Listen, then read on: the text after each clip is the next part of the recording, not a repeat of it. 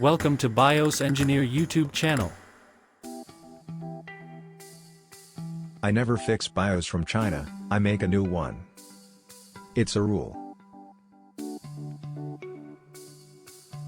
Today I present a new BIOS release for JINGSHA X99-D8 AD12, version 1.0. This version is different from the first release. Firstly, I read the comments and learn from them that people require support for legacy mode, then they don't like the fact that my firmware cannot be flashed without a programmer, and they definitely need a turbo unlock. Of course, all these requirements look very strange. Why do you need a turbo unlock if you use legacy mode so that your graphics adapter built in the time of the dynos at least display something on screen and you still plan to play something? Probably this Tetris does not work without turbo unlock.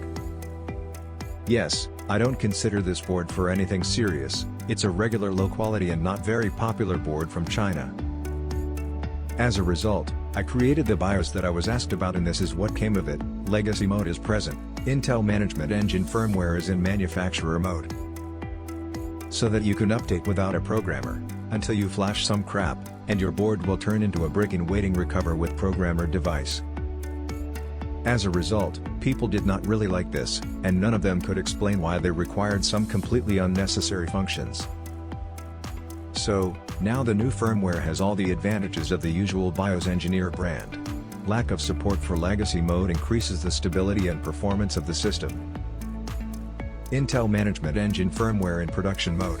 Updated drivers, ability to boot into built-in EFI shell. Default power plan set to maximum performance with minimum power consumption. All known DDR4 modules for this platform are supported, LRDIMM, or DIMM, UDIMM.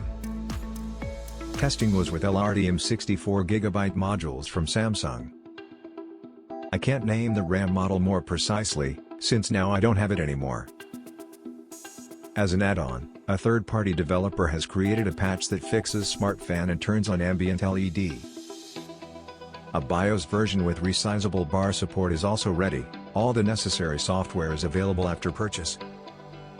Also in the description below are links to third-party software that is compatible and can be used with this firmware.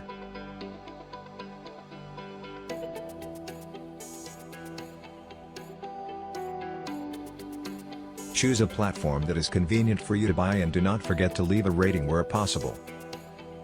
Links to store in the description below.